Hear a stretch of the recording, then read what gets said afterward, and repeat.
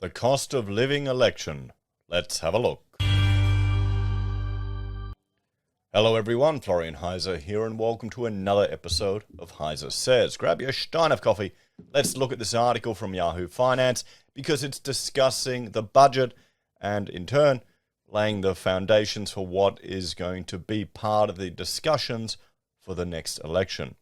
Has the election been called yet, guys? No, it hasn't, has it? It feels like it has.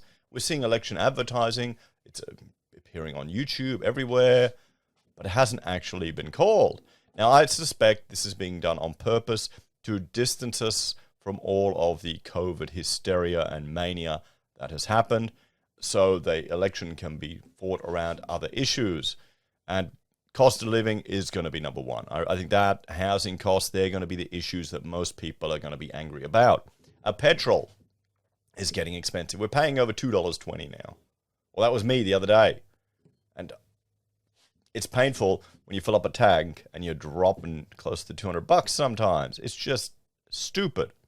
But anyway, let's have a look at this. Let's see what ScoMo is saying.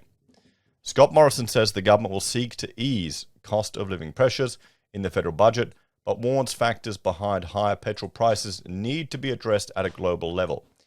Well, he's right there, but also it can be addressed at a state level. All of the excises could be reduced. Wouldn't that be great? There you go. There's a tax. Other cost of living prices. What if they just drop GST? Put that down 5% off. Boom, you've got an instant decrease in cost of living.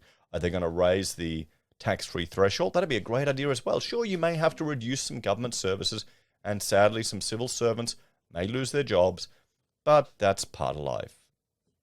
I can't see it happening. It's going to be piecemeal stuff, and the two parties will be fighting over a tiny difference, but we'll see. We'll see. Maybe I'm just becoming too skeptical, too old, and I'm evolving into my boomer form. Treasurer Josh Frydenberg will deliver his fourth budget on the 29th of March, ahead of an expected May election, with opinion polls indicating the coalition could lose.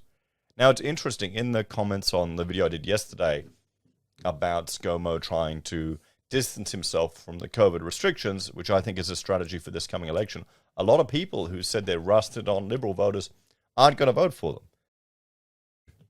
Now, you should never be a rusted on voter. I think that's lazy.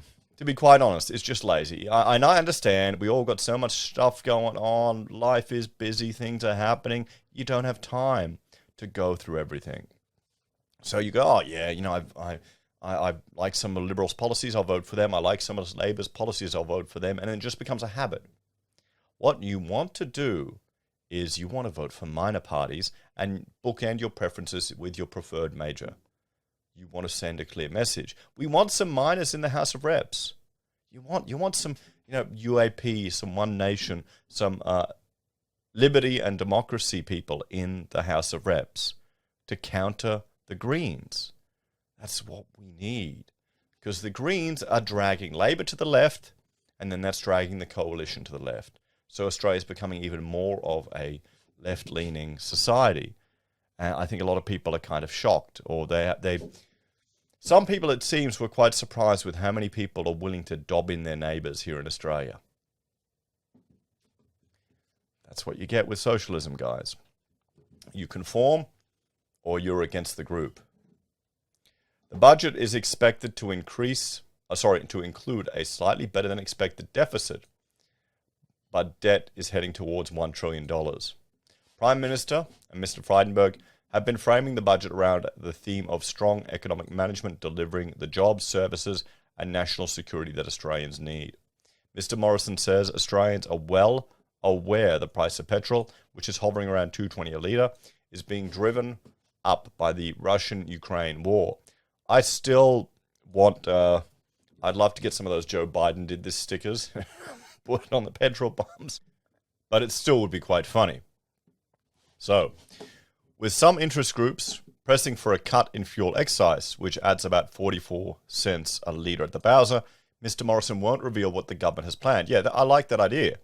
But he told Nine on Sunday an excise cut might not make much of a difference given that the petrol has already lifted around 170 to 220, more than the full cost of the excise. Yeah, but What, if we take off 44 cents, it's going to take it around 176.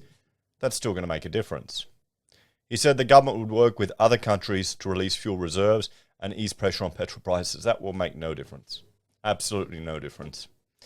The things we can do, we do, and the things we can't do anything about, well, we understand them and work with other countries around the world to try and relieve those pressures. With cost of living pressures shaping up as a key election issue, the latest news poll shows support for the two major parties is unchanged from 2 weeks ago.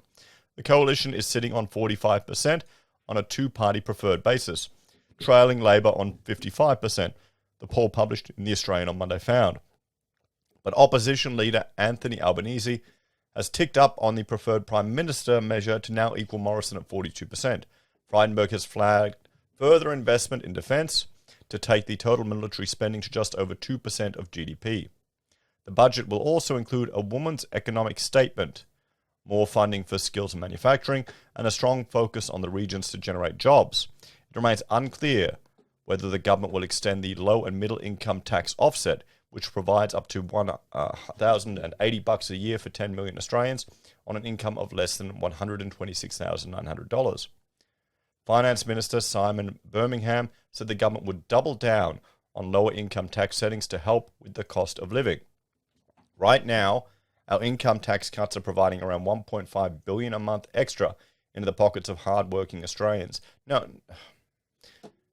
okay, this is bullshit, the way they're framing it. The tax cuts isn't providing extra money. The tax cuts is stopping money getting stolen from people. That's how you've got to see it, everyone. This is not money people voluntarily give to the government. I don't know why. All these people who are talking about, I love paying tax. I don't get it. I don't get it. It's probably because they've never done it tough. It's probably because they've never been in a business. You've got to pay these tax bills because the ATO will get you. Oh, but a few clients are delaying you. Or you've had a really good year and then they project the next year's income to be insanely high. Oh, you've got to pay tax. Oh, and you've got to pay your tax before you earn your money. It's a stacked system, honestly. They want you to be a worker. They want you to be a little worker bee dependent on a big corporation, not to show any initiative, because that's independent thoughts. We can't have that in the great People's Republic of Australia, can we?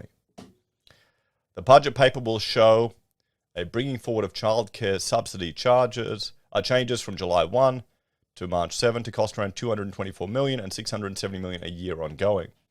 And there will be record spending on health and infrastructure.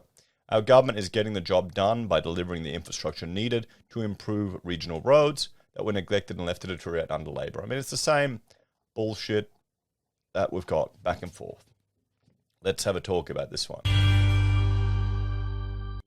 Well, this is going to be a huge issue for this election. I bet you this will be what the debates are, what people are concerned about, and I think COVID is going to drop off the radar.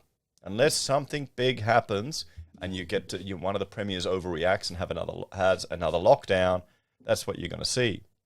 I think a lot of people who are frustrated with the government intervention in their lives and the restrictions on their freedoms and the mandates, they need to realize those are state issues. It's not federal. Maybe that's what the states want. What it'll be like if we had Labor in charge of the entire country. Hey, it'll be an experience, guys. It'll be an experience. Personally, I'd prefer it if we had a coalition government or a hung parliament, essentially, where the coalition had to get into bed with some of the miners and some of the more liberty-focused, sensible miners.